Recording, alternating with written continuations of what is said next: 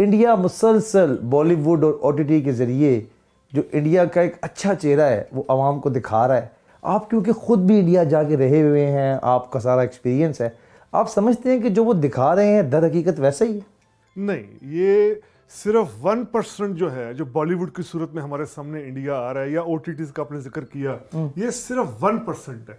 मैं आपके सामने एक फैक्ट रखता हूँ, आप देखिए आज भी, अभी जब हम बात कर रहे हैं 80 करोड़ इंडियंस जो हैं, 80 करोड़ इंडियंस, उनको गंदम के लिए, आटे के लिए, चावल के लिए, दाल के लिए हुकूमत की इमदाद चाहिए होती है। 80 करोड़ इंडियंस आज भी इस काबिल नहीं है कि वो ये बुनियादी चीजें ले पाए, जो मैंने आपको कहा कि ये आटा, दाल, चावल, यानी कि जो हमारी बेसिक्स है, यानी जो बेसिक है, जो जरूरत जिंदगी है, बिल्कुल वो भी पूरी करने के काबिल नहीं है। अल्लाह। तो यहां से आप देखें, ये वो वाला शाइनिंग इंडिया है जो एक शोरी तौर पर पेश किया जा रहा है ओटीटीज की सूरत में।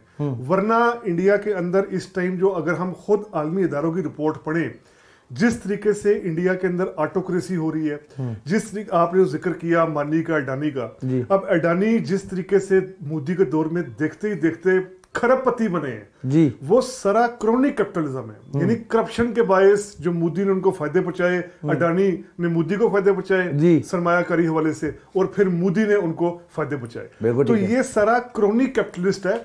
इंडिया में आज जो डिवीजन है अमीर और गरीब की, ऐसी हिस्ट्री में कभी नहीं हुई। यानी एक तरफ आप अमारत की इंतहा देखें, अभी अंबानी के यहाँ शादी आपने देखी होगी, क्या कहने, वहां दुनिया के अमीर तरीन लोग आए जनाब, बिल गेट्स आए और कैसे कैसे लोग आए। जी। अब ये एक अमारत की इंतहा है जी। दूसरी तरफ जो 99% आप समझ लें, वो गुर्बत की इंतहा है, गुर्बत की था गराई है, जिसमें मैंने आपको कहा कि 80 करोड़ लोग खाना खाने के काबिल नहीं। तो मोदी को कौन लेके आया? मोदी के पीछे भी कोई एस्टेब्लिशमेंट है वहां की? नहीं, मोदी के पीछे, ये आपने अच्छा सवाल किया, एस्टेब्लिशमेंट नहीं है। मोदी ने कई बातों का फायदा उठाया, जैसा कि उसने वही बात कि इंडिया की जो मिडिल क्लास है, अब इंडिया में जहां 80 करोड़ बंदा बिल्कुल गरीब है, तो वहां 30 से 40 करोड़ मिडिल क्लास भी है। ठीक है, अब ये मिडिल क्लास जो पुरानी पॉलिटिक्स है, वही हमारे यहाँ की मिडिल क्लास की तरह पुरानी पॉलिटिक्स को ऑन करने को तैयार नहीं है। ये पुरानी पॉलिटिक्स क्या है? ये डायनेस्टी की पॉलिटिक्स है, ये राहुल गांधी की पॉलिटिक्स है, ये यूपी में मुलायम सिंह यादव के बेटे की पॉलिटिक्स है, ये बिहार में लालू प्रसाद के बेटे की पॉलिटिक्स है। कोई अछूत वोट बैंक पर भड़का रहा है, कोई किसी मुस्लिम वोट बैंक पर भड़का रहा है। अब वहां भी लोग ये सवाल कर रहे हैं कि यार राहुल गांधी कौन है? अब राहुल गांधी जलसे में कहेगा कि मेरी दादी ने, इंदिरा गांधी ने यह कर दिया, मेरे परदादा ने, परदाना ने, नेहरू ने मुल्क आजाद करा दिया। आज की नस्ल को ये बातें नहीं चाहिए। आज की यूथ है, उसके लाशूर में ये बातें है ही नहीं। उसको चाहिए जॉब, उसको चाहिए रोजगार, उसको चाहिए सेल्फ रिस्पेक्ट। तो मोदी इन चीजों का फायदा उठा रहा है मुकम्मल तौर पर। एक इन चीजों का फायदा, और दूसरा जो हिंदुत्व कार्ड मोदी प्ले करते आए हैं 2014 से लेकर अब तक, और अभी जिस तरह वो राम मंदिर का मोदी ने इफ्तिताह किया, बाबरी मस्जिद की जगह, और सारा एक ये हिंदू कार्ड, दूसरा मिडिल क्लास के सेंटिमेंट्स को भड़काना, और तीसरा कुछ जो है वो वहां की जो ऊपर की कास्ट हैं, ब्राह्मण जिनको क्लास कहा जाता है, उनके तबकात के अपने साथ हमायत ले लेंगे। तो ये अंबानी साहब के पास जो पैसा है, आप समझते हैं कि ये वाकई करप्शन का पैसा है? देखिए, अंबानी के मुकाबले में अगर मैं कहूँ ना अडानी, तो अडानी के पास तो बिल्कुल करप्शन का पैसा, वो तो कंफर्म है। क्योंकि जो ये अंबानी है, जो ये टाटा, बिरला वगैरह, ये फिर भी जो है वो पार्टीशन से पहले के थोड़े बहुत जो है वो थोड़े बहुत नहीं, बहुत बड़े सरमायादार थे, और सारा बल्कि ये गांधी और कांग्रेस को फंड भी करते थे। लेकिन मोदी के दौर में इंडिया के अंदर एक टर्म आई है क्रोनिक कैपिटलिज्म। अब ये क्रोनिक कैपिटलिज्म क्या है? एक तो है ना कैपिटलिज्म, सादा सी बात कि आपके पास सरमाया है, आप सरमाया लगाएं, सरमायाकारी करें, फैक्ट्रियां लगाएं, अपने सरमाए पर जो है वो मजीद सरमाया पैदा करें, ये सादा है कैपिटल। क्रोनिक कैपिटलिज्म वो होता है जहां आप नाजायज तरीके से, आप आउट ऑफ वे जाकर, आप करप्ट मीन के जरिए, आप स्टेट के रिसोर्सेज को यूज करते हुए अमीर हो जाएं। तो अडानी उसकी एक मिसाल है उस अमरत की। बहुत अच्छे।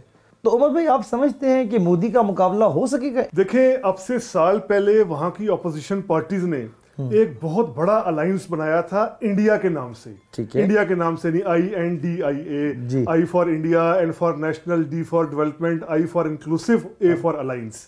इसमें कोशिश की गई थी कि हर तरह के सेगमेंट को शामिल किया जाए, कांग्रेस पार्टी, आप पार्टी, वेस्ट बंगाल की तृणमूल कांग्रेस पार्टी, फिर उसके बाद बिहार की राष्ट्रीय जनता दल, यूपी की पार्टीज को शामिल कर समाजवादी पार्टी। लेकिन अब इस जो इत्तेहाद था अपोजिशन का, इसमें दरार पैदा हो रही है, इसमें तकसीम पैदा हो रही है। तो मोदी के खिलाफ जो थ्रेट नजर आ रहा था वो थ्रेट अब नहीं हमें सॉलिड लग रहा। तो मोदी ने इंडिया को संवारा है? नहीं, अगर आप देखें उस इंडिया की बात करेंगे कि जो गांधी की राइटिंग से मिलता है, जो नेहरू का ड्रीम था, जो नेहरू ने 16 साल वहां जिस तरीके से हुकूमत की, जो वहां का कॉन्स्टिट्यूशन 1950 में लिखा गया, जो इंक्लूसिव रखने की कोशिश की गई, जिसमें कहा गया कि इंडिया हर किसी का है, ये उतना ही मुसलमान का है, उतना ही हिंदू का है, उतना ही दलित का है, उतना ही क्रिश्चियन का है, उतना ही एक साउथ इंडियन का है, उतना ही नॉर्थ इंडियन का है। ये तो मोदी ने बिल्कुल इस बात को नेगेट किया। बिल्कुल, उसकी पॉलिटिक्स ही है, हिंदुत्व की पूरी पॉलिटिक्स ही एंटी गांधी और एंटी नेहरूवियन थॉट पर खड़ी। तो ये सवरना अगर आप मेरे से पूछेंगे तो कॉन्सेप्ट ऑफ इंडिया तो डैमेज हुआ है। जो इंडिया के फ्रीडम स्ट्रगल लड़ी जिन लोगों ने, खासतौर पर कांग्रेस पार्टी के जो बड़े लीडर थे, गांधी, नेहरू, मौलाना अबुल कलाम आजाद, पटेल, ऐसे लोगों ने जो इंडिया का मैपिंग की थी, जिस इंडिया का ख्वाब देखा था, वो ख्वाब तो बुरी तरीके से क्रश हुआ है मोदी के दौर।